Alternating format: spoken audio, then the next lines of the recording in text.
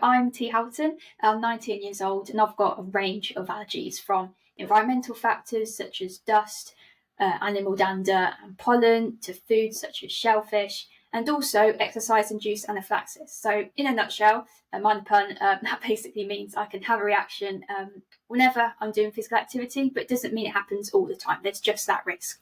So, as an active and tennis player, that's a little bit tricky, but that's a few of my allergies. When did you first find out about your allergies? So I was 11 years old when I had my first reaction. It just came out of the blue, really, but since then I've had some more reactions and continue with the testing and the allergy consultations. But yeah, I was around 11 years old. So I was on a field, I was playing football with my friends, and that field was recently cut. And literally, I had difficulty breathing, I was wheezing, and then had full body hives. Now, bearing in mind, at the time, I was diagnosed with wheat-dependent exercise-induced anaphylaxis. Bit of a mouthful, but it's basically if you have wheat within a window of 6 hours, you can then have a reaction if you take part in physical activity. So I didn't really know too much about it at the time, and being naive, that 11-year-old, I wouldn't have thought a kick about on the field would have caused a severe reaction. So there I was, walking up this hill back up to the house, struggling to breathe, like I say, full body hives, and I had eczema as well, quite severely. So where I had the open cuts, they were swollen, my face and eyes. It definitely wasn't a pretty picture, but yeah, that's when I really knew that there was something a bit more going on here. It wasn't just asthma, which then led to getting tested.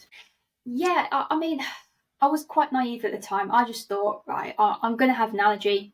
It's going to be something that I'll have to probably deal with for the rest of my life, but I didn't think too much of it. It wasn't until they sat me down and said, it was an EpiPen at the time, so adrenaline auto-injector, and they said, this is what you need to do if this happens again, or, in the future, if something else happens, maybe a bit worse, which did happen. That was when I knew that, okay, T, you need to stop, being quite blasé about it and really take it seriously.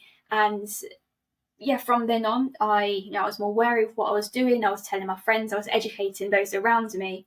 But the reactions which followed it really opened my eyes as to, it is serious. And from that point on, I knew that I needed to take ownership into my own hands and really just, advocate for myself, because I'm sure you can understand nobody else is going to do that for you. So can you talk me through a scenario where you had anaphylaxis and actually had to use an adrenaline pen? What happened, why it happened, how it felt to have the reaction, the symptoms you might have felt, and also what it actually, felt like to use an adrenaline pen? Of course, yes. Yeah. So I had a reaction when I was in year 11, at school, year 10, year 11, and my mates gave me a lift to school, and I sat in the backseat of their car, which they recently had their dog in. So there we go. It wasn't a brilliant start to the day. It was then a high pollen count as well, and we were running late to school. The grass was recently cut on the field, so we decided, right, we're running late, let's just sprint across this field. Now, also bearing in mind, I had a piece of toast in the morning. Now, it wasn't my intention to go sprinting 100 metres before school. And again, even at the time, I would have thought, right, 100 metre sprint, how was that going to cause a severe reaction? So again, that pollen exposure as well. And then gone into school, and it was hot. Also, given that I'd ran quite fast, it was a hot environment, which then caused me to, the reaction to speed up in a sense. And I had full body hives, similar to the first reaction I had. I had really difficulty wheezing, so I took my inhaler and an antihistamine. It had no effect whatsoever, and at the time, I'm quite ashamed to say, but I just thought I'd brush it under the carpet. I wouldn't tell my teacher, I wouldn't tell my friends. And it wasn't until I started to feel quite wobbly on my feet, and they noticed that, they couldn't distinguish like my face. Like, it was so swollen, they didn't know what to do. So then I got a teacher to help me. She then got the first aiders who injected my adrenaline auto-injector. And when the paramedics arrived, they gave me some more medication. And I think that was the turning point for me, where I knew that if I have a reaction, if I have these symptoms, telling somebody, a teacher, a friend, is the first port of call. Because I look back and I think, if I'd have waited longer, what state would I be in? Would I have, been conscious? Or, how unwell would I have been? And, having that EpiPen, it was scary, But I looked at myself, and my friends looked at me and said, there is no time to be scared. You need to look after yourself and take your medication. And at that time, that's all I wanted. I wanted to feel better. I could feel I was in quite a lot of pain as well, and I just wanted that 10-second shot of adrenaline. If that's what it's going to take to reverse these symptoms, I was willing to have it. So I don't think there was any fear in there. I was quite desperate for the adrenaline, yeah. And was there any sort of feeling associated with the adrenaline? Did you suddenly feel much better? I think the reason I'm asking is just because a lot of people. I've never had to use an adrenaline pen. Thankfully, I've never had a severe allergic reaction, and I think most people that are diagnosed with allergies also have never used an adrenaline pen. It's something that they see as this terrible, scary nuclear option they never want to touch or think about, and that builds up this fear until the point where one day, if they do have to use it, they will probably not use it because they're so worried. Whereas in reality, it is literally just as simple as a small injection in the thigh for 10 seconds, and then you're going to feel much better, and then you call an ambulance. So yeah, if you can talk through how that actually felt to reassure people, that'd be really, really helpful. Yeah, of course. I think in that situation, you are going to be unwell. If you need your adrenaline, you are going to be unwell. And I really do understand if anybody, not just teens, if they have that hesitation to use it because it's a needle or it might hurt. Lots of worries can go through your head. But like I touched on for myself, I needed it. And like you mentioned, if this medication, we're so lucky to have the adrenaline auto injectors, in the first place. So to have this on you and to be able to have that confidence, and if I have a reaction, I have this that can help me. So I reminded myself of that. And like I say, in that situation, you just need to do what's best for you and weighing up I don't want to say the cost, because the cost is like 5 seconds of a sharp pain compared to what the outcome could be if you hesitate or if you don't take it. So I would recommend to anybody, if you have any hesitations about it, first of all, ensure those around you are confident, because the last thing you want is somebody, if you're too unwell to use your adrenaline injector, for them to hesitate or inject it into their thumb. I know that's happened to some people. Make sure those around you are confident, because then you have that confidence in yourself that if you are too unwell, they know exactly what they're doing, and like I say, inject it into their body, for example. Yeah, it's also true. I think it goes hand in hand with the regulations as well, because people get worried about, what dose do I use? And what happens if it's too low or too high of a dose? And can I use someone else's pen? What if it's a spare pen? All this sort of stuff. And at the end of the day, you've just got to think, if someone's experiencing something that could be life or death and you have the key to saving them in your hands, why would you think about legalities around it? What, just act and do it. And especially, we can clear it up. It is perfectly safe and okay for you to use adrenaline on anyone, because it's a safe drug. It's a naturally occurring hormone. Like, this stuff is pumping around your body anyway in much smaller quantities, but this isn't some man-made scary thing. So I was just going to add on and say that there have been studies, and doctors can support that. If you are in doubt, then take it, because there is no harm in taking it anyway. It's not like if you're not having a reaction, if you don't reach that stage, or you're not having X, Y, and Z symptoms, and you take it anyway, it's going to cause any harm on you. It's it's there to help you, and if you are thinking about it and you're doubting about it, I think that's a sign that maybe it's something you need to think about doing. Yeah, for sure. So it's fair to say that you're happy that the adrenaline pen was used when it was used, when you had your severe allergic reaction. Definitely, yeah. And I mean, the only side effects that I got was like a racing heart and like shakiness, but that, compared to the symptoms I was having, it was worth it. So, and it's it's like you say, adrenaline is naturally in our body, and you'll find you'll have a racing heart rate, you'll feel a bit shaky if you are nervous or excited for something. So those symptoms weren't foreign to me, but yeah, it was definitely worth it rather than the symptoms I was having. And so, would you say you have allergy anxiety, as people like to coin nowadays? It's a tricky one, right? So allergies, they have affected my mental health. I'm not going to sugarcoat it, and I think sometimes that's the impression that I give off on my page, is that I can bounce back from reactions or different allergy challenges. That's certainly not the case. It has impacted me a lot.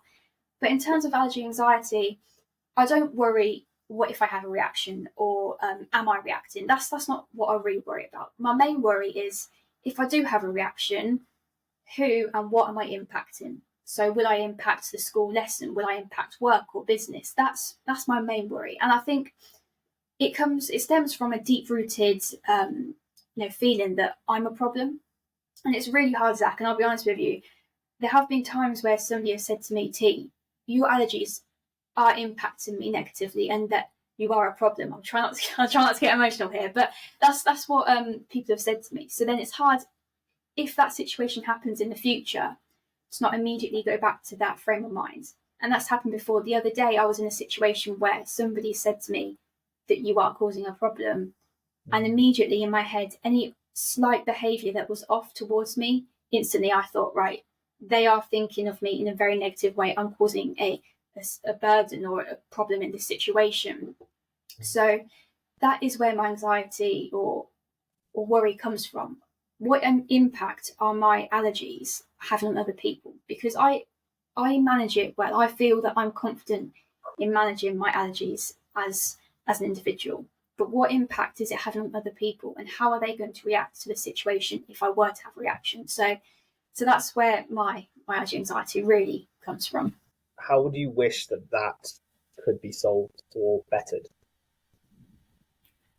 I think what I'd wish for people to understand is that I don't have any control over this, and there was a time in my life where this didn't affect me at all. There was a time where I didn't have to carry adrenaline auto-injectors, and to suddenly go from having this carefree attitude, being very active in sport, to then suddenly being someone who has to check everything, go and read the pollen count every day, deal with misunderstandings from even friends. And I know they don't mean it in a malicious way, but this constant misunderstanding from those around me and having to explain it all the time, it's tricky. And the least that I hope you can do is show that you understand. And if I am in any way inconveniencing you, if that's a word, or if I am affecting you in any way, then don't say that to my face. Suggest ways that we can adapt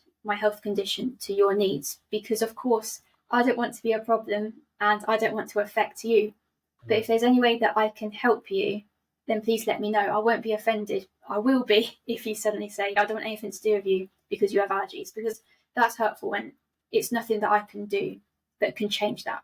I can't take my allergies away to suit your needs. So that's what I wish people would know. So after speaking to quite a few people now, it's very interesting how much the burden resonates with everyone, and how that then makes people with allergies often more empathetic, more self-aware, more able to sort of be independent and sort of prepared to, I can't eat here, that's fine, or I'll adapt to this, or I won't go out today. Pretty much just always having to manage yourself, because often someone else won't, or you can't rely on that always. I think there's strengths to that, as well as weaknesses and cons, and of course it impacts daily life, but it does make you a specific kind of person that is something to be proud of. Yeah, I've felt that in myself. I mean, going back to that 10-year-old T who was very carefree, and looking at where I am now, I feel in some ways I'm grateful for my allergies for helping me develop as a person. Like you touched on, I'm much more understanding, and I try and view things from different people's perspectives. For example, if I can't do something because it will affect my allergies, it will put me in danger. To me, that's the reason why I can't do it. It isn't an excuse. It's not that I don't want to see you. So if somebody then says to me, I can't make this event or whatever, instead of going back to that 10-year-old T who would think, she's probably going off somewhere else, or she doesn't want to see me, I'm now thinking, everybody has something to deal with. I feel very strongly about that. We all have something, and for me, that's allergies. And I do feel I'm a bit more understanding, or I'd like to think so anyway. But like you touched on, it does help you develop as a person, and in that sense, I am grateful that, if anything, my allergies, all the challenges, coming away from that, I'm almost a different person. So there are positives to it. Is there anything else you feel like you want to touch on in terms of allergy or adrenaline that we haven't covered yet? Ooh, something that popped to my head when you asked what I wish people would know is that when people talk about one allergy is more severe than the other, but in reality it's the reaction that you should look at the severity rather than the allergen. Does that make sense? Yeah. Yeah. So, Yeah. one of the things we talk about a lot is how allergic reactions actually occur. And the difference between an allergy and an intolerance is obviously an intolerance means you don't have the actual enzyme in your stomach capacity to break down that food. It sits in your gut, whereas an allergic reaction is a immune response releasing IgE and histamine, all that. But that all occurs due to, just like you said, different reasons to do with your cardiovascular capacity, whether you've exercised recently or not, whether you're currently exercising, whether you had food in there to line your stomach beforehand, but how quickly that allergen actually breaks down, how much you eat of that allergen, whether you drink, all these sorts of things. And then that can lead to biphasic reactions, as someone who I spoke to recently was mentioning as well. And just that understanding that you probably don't understand allergies because there are so many different ways it can unfold and be interpreted, and just a willingness to open yourself up to the possibility that you don't know everything, because a lot of restaurants or schools think they've got it covered, and maybe your gluten-free menu doesn't do everything for every single person with an allergy in that school, for example. Yeah, definitely. And then there was a situation similar where there are three people who were prescribed adrenaline auto-injectors.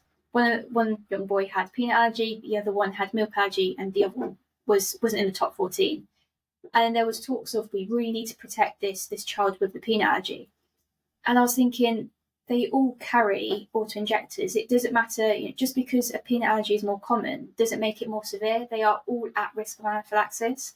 So, yeah, like you said, it's not the allergen we should be looking at. It's the reaction, the severity of the reaction that can be measured on this scale.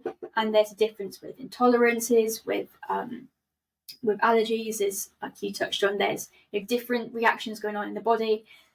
So yeah, that difference is something I hope people, and restaurants especially, because at the end of the day, we're putting our life in their hands, and for them to understand that difference, it's really important. Yeah, I have seen a positive trend towards less ignorance recently, though. Maybe that's just my naivety, but that is what I've seen recently. So hopefully we can be going in that direction. Yeah, to be fair, I feel allergy awareness, it has grown massively. I think through the support of what you do as Kit, as your company, and I think through, I could be here all day naming charities, advocates, organisations, everything that we're doing, we're driving that change. So I don't want to be all negative and saying this can improve, that can improve. We have made such a difference already, but with anything, there's always different things that pop up where we can see improvement. So, but yeah, just amazing what you're doing, because you're driving that change. So, and you speak very thank you. confidently about it. So, no, thank you.